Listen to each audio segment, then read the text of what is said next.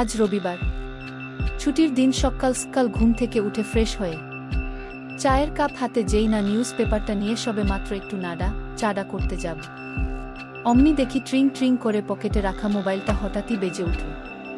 এই সাত সকালে আবার কে ফোন করল রে ভাই? ধুত তোর, ভাল লাগে না আর। সকাল বেলা উঠে যে একটু খবরের কাগজটা দেখ, তারও আর জন্যই দেখছি যত সব আজেবাজে লোকজন।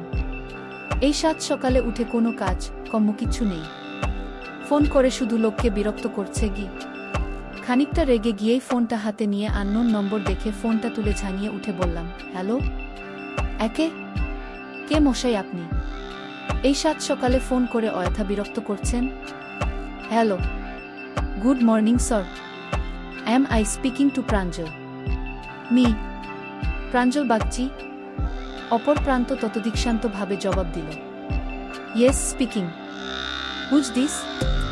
আমিও এবার একটু শান্ত হয়ে জবাব দিলাম, good morning Mr Bagchi, myself Diganta, Diganta Dutta. আব্বে খেলোয়াড় দিগন্ত, তোর কি কোনো কামকাজ নেই? সকাল সকাল ফোন করে একে তো কানের মাথা খাচ্ছিস, তার উপর আবার ফর্মালিটি দেখাচ্ছিস। ওপার থেকে একটা খ্যাক খ্যাক করে হাসির আওয়াজ এলো, আর দিগন্ত ব্যাটা বলল, আসলে তুই এতটা রেগে যাবি তা তো ভাবতে পারিনি, তাই ভাবলাম ল্যাঙ্গুয়েজটা চেঞ্জ করেই দেখি, তোর রাগটা যদি একটু পড়ে।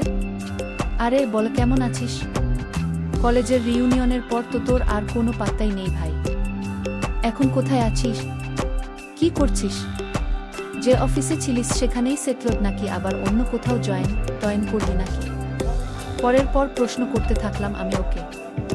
আরে তুই তো আমার উপর এক্কেবারে প্রশ্নের বুলডোজার চালিয়ে গেলি। আমি ভালো আছি, আর তুই? মুচকি হেসে জবাব দিল দিগন্ত, আমিও একদম বিন্দাস আছি।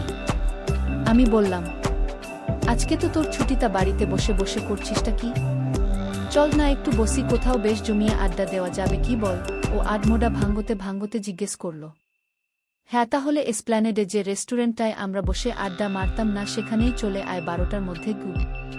ঠিক আছে, আজ তাহলে মিশন এসপ্ল্যানেড, ঠিক দুপুর 1-2টায়। আমি টেবিল বুক করে দিয়ে নম্বরটা তোকে টেক্সটও করে দিচ্ছি গু। ঠিক আছে, করে দে গি। ওকে, রাখি তাহলে? হ্যাঁ, রাখ। রেস্টুরেন্টে ঢুকে দেখলাম নির্দিষ্ট টেবিলের সামনে, গিয়ে দেখি এখনো এসে পৌঁছায়নি দিগন্ত। ওর বয়সটা কতই বা আর হবে? হয়তো আমারই মতো হবে, বছর 34। আমাদের বন্ধু মহলের সব থেকে সুন্দর দেখতে বোধহয় ওই ছিল। যেমন ফর্সা তেমন লম্বা, আবার তেমনি জিম করে পেটানো নির্মেদ একটা চেহারা, আর হাইটটাও খারাপ নয়, 6 ফুটের মতো। মেয়ে মহলে ওর দারুণ কদর, এক্কেবারে অ্যাটিটিউড। ওর কিন্তু কলেজের মেয়েদের দিকে খুব একটা বেশি আকর্ষণ ছিল না। বৌদি থেকে এয়ার হোস্টেস কাউকে বাদ দিত না ও। এরা সবাই নাকি ছিল ওর ক্লায়েন্ট। কলেজে পড়তে পড়তেই এটাই ওর পার্ট টাইম জব ছিল। বলতে গেলে পাক্কা মেল জিগোলোতে পরিণত হয়েছিল ও। কিন্তু ওই যে কথায় বলে না, অল্প বয়সে পাকলে ওইটা তার দুঃখ চিরকাল। ওরও না ঠিক সেই অবস্থা, নাকি সেই 15 বছর বয়স থেকেই ওর ঘাটের খেয়ে আসছে, আর খেয়েই এই অবস্থা করে ফেলেছে। সেই সময় ওর বাংলার দিদিমণিকে দিয়ে সেই যে শুরু করেছিল ও, তারপর থেকে ব্যাপারটা ক্রমেই ওর নৈমিত্তিক কাজে পরিণত হয়। এসবের জন্য তো আমরা আবডালে ওকে দিগন্ত বলেই ডাকতাম। তবে আমি আসার বেশ কিছুক্ষণ পর এসে পৌঁছল ও। এই তোর সেই লেট করে আসার রোগটা তোর আজও গেল না দেখছি কি? দূর, ট্রাফিক জ্যামে ফেসে গিয়েছিলাম। আর তাছাড়া আমি কি তোর সঙ্গে এখানে প্রেম করতে এসেছি নাকি, যে ঠিক সময় এসে পৌঁছতেই হবে? না হলে ও আমাকে 2-4 কথা শুনিয়ে দেবে।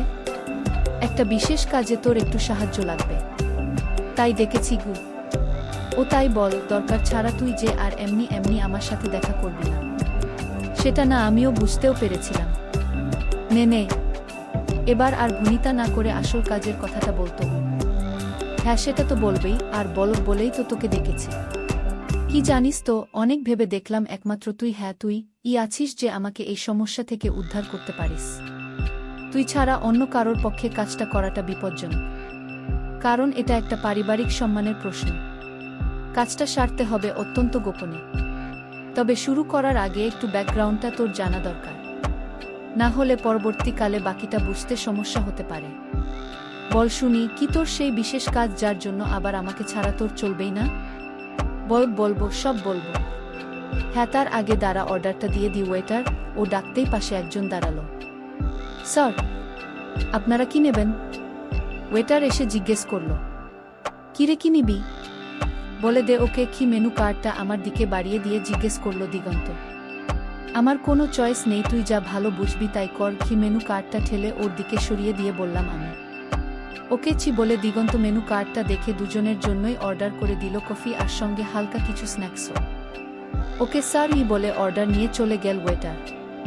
যাই হোক, এবার আমি আমার ফ্যামিলির সাথে তোর একটু পরিচয় করিয়ে দিই কেমন? আমার ফ্যামিলিতে আমি আর আমার বাবা মা ছাড়াও আমার বউ আছে। আজ কালকার দিনে একটু বেশিই বড়, তাই না? তোর মতো ছেলের জন্য দুটো কেন 10টা বউ থাকলেও আমি এতটুকু অবাক হতাম না। বিশ্বাস কর গু। ওকে ঠেস মেরে হাসতে হাসতে ব্যঙ্গ করলাম আমি। আরে ফাটা বাসে আমার সুপারিটা আটকে গেছে তো, তাই আমাকে বাগে পেয়ে চুলকে দিচ্ছিস? বল। চলকা যত পারিস চলকা, তবে তার আগে আমার কথাটা মন দিয়ে শোন ভাই, একটু শুনে নেছি। বল দিগন্ত। হ্যাঁ বলো। ওর অবস্থা দেখে আমি হাসতে হাসতে বললাম, শোন তবে। কি? ও বলতে শুরু করল। ব্যাপারটার সূত্রপাত বছর 2 আগে থেকে বুঝলি, যখন থেকে আমার বাবা মা আমার জন্য সম্বন্ধ দেখা শুরু করেছিলেন। আর তুই তো ভালো করেই জানিস আমি তো এই বিয়ে ব্যাপারটাতে একেবারে নাছোড় ছিলাম। কারণ এই বিগত 16-17 বছর ধরে রোজ বিনা লাইসেন্সে গাড়ি চালানোর মজা নিয়ে এসে হঠাৎ করে কাউকে যদি শুনতে হয় তোমাকে এবার গাড়ি চালানোর জন্য অফিসিয়ালি লাইসেন্স নিতে হবে, না হলে তুমি আর স্টিয়ারিং বসতে পারবে না, তাহলে কার না রাগ ওঠে বলতো ভাই?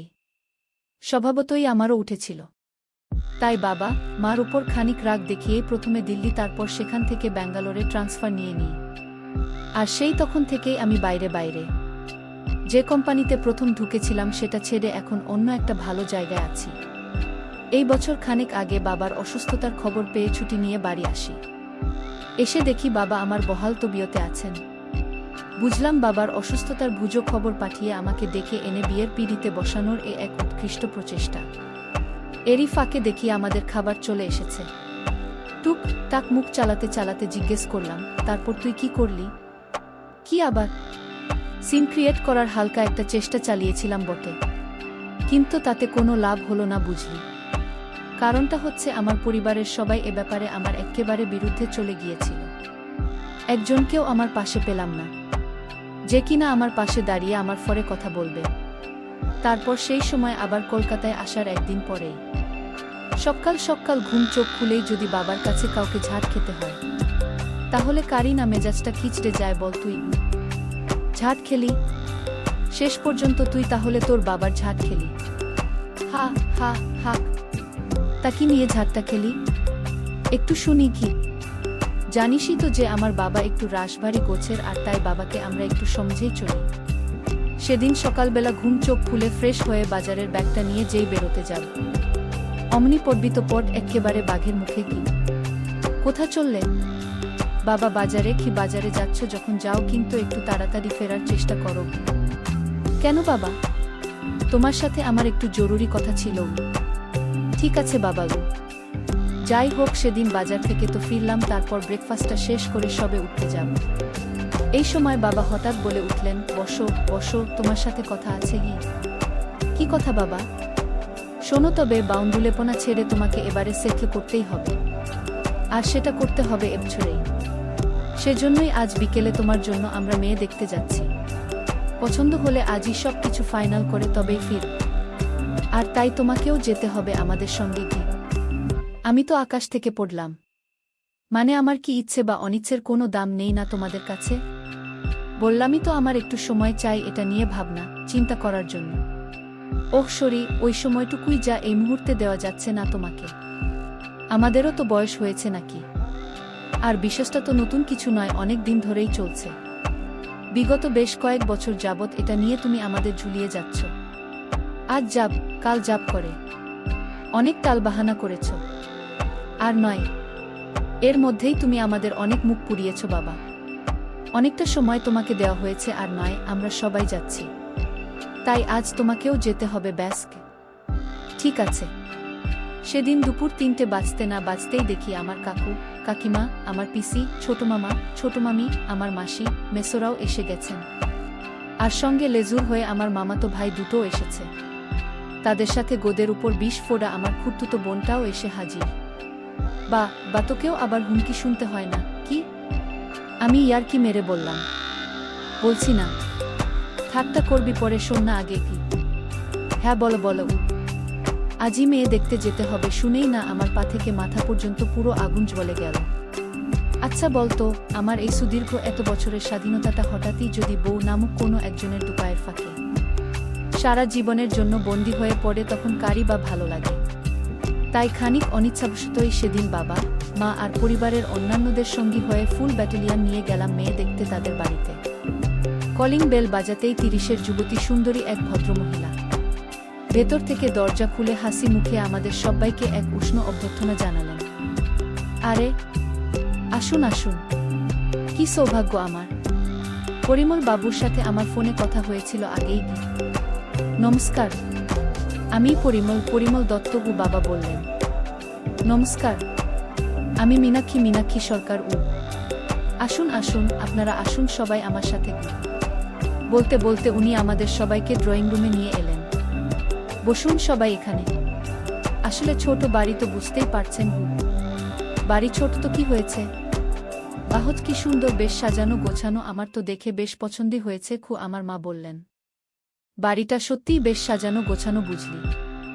আমার বাবা ওনার সঙ্গে আমার পরিবারের সকলকে আলাপ করিয়ে দিলেন। আচ্ছা আপনারা একটু বসুন, বুঝলেন, আমি আবার ওদিকটা একটু দেখে আসি। আসলে আমি একা মানুষ তো, বুঝতেই পারছেন, সব কিছু আমাকে একা হাতেই সামলাতে হয়। ওদের বাবা থাকলে তো আর কোনো অসুবিধেই ছিল না। 3 বছর আগে উনি আচমকা চলে যেতেই সব দায়িত্ব এসে পড়ল আমার ঘাড়ে। তবে হ্যাঁ, যদিও মেয়েরা আমার খুবই ভালো, খুব বাধ্য বটে। আমার সুখ সুবিধের উপর সর্বদা বেশ কড়া নজর ওদের। তবুও আমি তো মা, ওদের জন্য চিন্তা তো একটা হয়েই, তাই না? একটু বসুন আপনারা, আমি এক্ষুনি আসছি গিয়ে বলেই উনি ভেতরে চলে গেলেন। ওদের বাড়িতে ঢুকেই না আমার মনের মধ্যে কেন জানি না একটা চাপা টেনশন হচ্ছিল।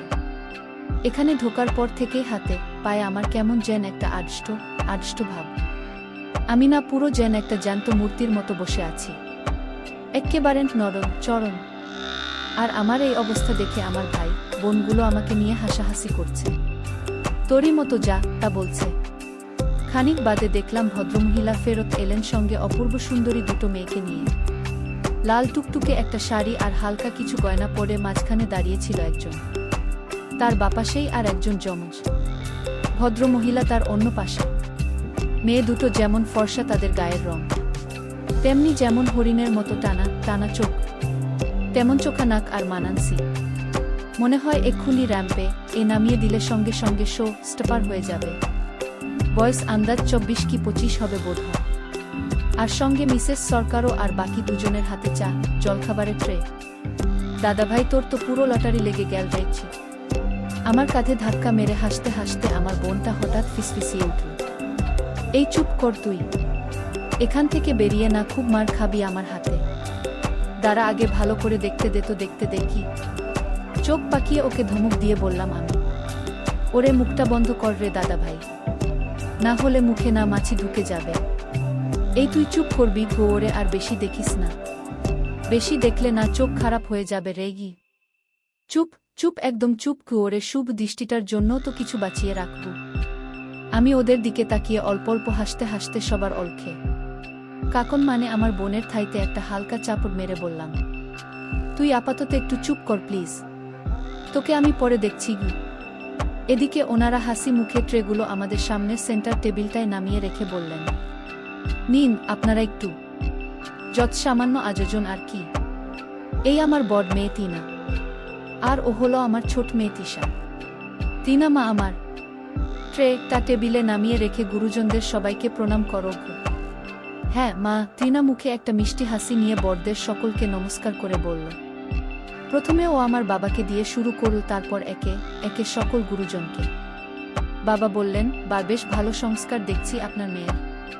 ওর প্রণাম নিয়ে বললেন, বেঁচে থাকো মা, বেঁচে থাকো, আশীর্বাদ করি, সুখী হও মা, খুব সুখী হও। বুঝতেই তো পারছেন মাথার উপর তো ওদের বাবা নেই। সবকিছু আমাকে একা হাতেই সামলাতে হয়। হ্যাঁ, আমার মেয়েরা আমার যথেষ্ট খেয়াল রাখে। ওদের বাবার মৃত্যুটাকে আমাকে ভুলিয়ে রাখার চেষ্টা করে আপ্রাণ। ওদের কাজ, কেরিয়ার সামলেও সবসময় ওরা দুই বোনই যতটা সম্ভব সাহায্য করে আমাকে। কি বললেন মীনাক্ষী সরকার, আমার হবু শাশুড়ি। মেয়েটাকে দেখে না আমি আর পছন্দ না করে থাকতেই পারলাম না। এদিকে আমার তরফ থেকে গ্রিন সিগন্যাল পেয়ে আমাদের গুরুজনেরা আমাদের বিয়ের কথাটা পাকা করে ফেললেন। যথাসময়ে আমাদের বিয়ের দিনটাও ঠিক হয়ে গেল। সামনের অগ্রহায়ণের 15 তারিখ। হাতে বেশি সময় নেই, তাই বিয়ের জন্য আবার দিন 20 ছুটি নিয়ে এসে জোরদার শপিং করতে শুরু করলাম। আমার বাড়ির লোকেরা ওদের নিজেদের মতো করে শপিং করতে লাগলো। আর এদিকে আমরা, মানে আমি, টিনা, মীনাক্ষী দেবী আর টিনার যমজ বোন তৃষা। তৃষার লুকস, গায়ের রং ও ফিগার যেন দ্বিতীয় টিনা। তবে দুবোনের মধ্যে পার্থক্য একটাই, টিনা একটু মুখচোরা টাইপের। কিন্তু তৃষা আর মীনাক্ষী দেবী যেমন খোলামেলা আড্ডাবাজ, তেমন হুল্লোড়বাজ, তেমনি আবার হুজুগেও বটে। শপিং করতে গিয়ে আমাদের 4 জনের মধ্যে এমনই ভালো একটা বন্ডিং তৈরি হয়ে গেল যে মনে হলো সেটা খুব সহজে ভেঙে পড়ার নয়। কথায় কথায় বুঝলাম আমার থেকে আমার হবু শাশুড়ির বয় পার্থক্য খুব একটা বেশি নয়। তবে এই বয়সে বিধবা হলে যা হয়, তাই বোধহয় আমাকে পেয়ে উনি হাতে চাঁদ পেলেন। আর তৃষা, তার কথা কি আর বলব, সে তো তার মায়ের থেকেও এক কাঠি ওপরে। সে তো সুযোগ পেলেই আডালে আবডালে নানা আছিলায় আমার মাঝের পায়ে হাত বুলিয়ে দিচ্ছে। তবে অবশ্যই তার মা আর দিদির চোখকে বাঁচিয়ে। যাই হোক, বিবাহ নামক পর্বটা তো যথাসময় ভালো ভালো সম্পন্ন হলো।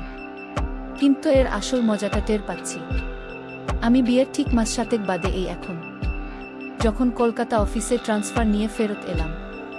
4 দিক থেকে শুধু নেমন্তন্ন আর নেমন্তন্ন। ছুটির দিন হলেই শুধু আত্মীয়ের বাড়ি বাড়ি ঘুরে বেড়ানো। সেরকমই এই শনিবার গিয়ে ওদের বাড়িতে গিয়ে হাজির হলাম আমি আর টিনা। জোট ছেড়ে বেরোনোর পর এ বাড়িতে আমার প্রথম আগমন। বাড়িতে সেদিন আমরা 4টে মাত্র প্রাণী। ঠিক হলো দিন কতক থাকব। দুপুরে খাবার পর খানিক গপ্প গুজব করে আমি টিনার ঘরে বসে একটু রেস্ট নিচ্ছিলাম। ঘুমিয়েই পড়েছিলাম বোধহয়। পরিচিত একটা মিষ্টি গন্ধ নাকে আসতেই না আমার ঘুমটা গেল ভেঙে। চোখ মেলে দেখি টিনা দাঁড়িয়ে আছে আমার জন্য চা নিয়ে। যাই হোক, আমি উঠে বসলাম। কি গো, লাইটটা জ্বালাওনি কেন? সন্ধে হয়ে গেল তো। চায়ের ট্রেটা বেড সাইড টেবিলে রেখে টিউব লাইটটা জ্বেলে দিয়ে বলল টিনা। ও হোক টিনা, অনেক বেলা হয়ে গেল না গো? আধ মোড়া ভাঙ্গতে ভাঙ্গতে জিজ্ঞেস করলাম আমি। হ্যাঁ তা অবশ্য একটু হয়েছে বটে। ইস, তাহলে ডেকে দাওনি কেন? একটু বেলা হয়েছে তো কি হয়েছে? সারাদিন তো অফিস করে ভালো করে ঘুমতেও পাও না তুমি। তাই ছুটির দিনে একটু ঘুমোচ্ছ যখন, তখন আর ডাকিনি। যাও যাও, এখন বাথরুম থেকে হাত মুখটা তাড়াতাড়ি ধুয়ে এসো তো দেখি। তারপর আমরা একসঙ্গে চা খাবো কেমন? তারপর দরজা বন্ধ করে বসে গেল ড্রেসিং টেবিলের সামনে চুল আঁচড়াতে। চুল আঁচড়ানো হয়ে গেলে ও একটা হালকা মিষ্টি পারফিউম মেখে চলে এলো আমার কাছে। এসেই না আমার গা ঘেঁষে শুয়ে পড়ল। জানু, বারান্দার দিকের জানলাটা কি খোলা থাকবে নাকি দিয়ে দেব? বেশ তো ফুরফুরে একটা হাওয়া দিচ্ছে, ওটা বরং খোলাই থাক বুঝলে গু। আচ্ছা, তাহলে যদি লাইটটা অন্তত নিভিয়ে দিই তাহলে কি তোমার খুব একটা অসুবিধে হবে? ঠিক আছে বর, লাইটটা যদি চাও তাহলে আপাতত তুমি নিভিয়ে দিতেই পারো, কিন্তু এই নাইট ল্যাম্পটা জ্বালা থাক। কি বলো? আমি জবাব দিলাম। যেমন কথা তেমন কাজ। বিছানায় চা খেতে খেতে এই কি হচ্ছেটা? কি হচ্ছে মানে? আমি আমার বুকে আদিক্ষেতা তো আদিক্ষেতা। যাও তো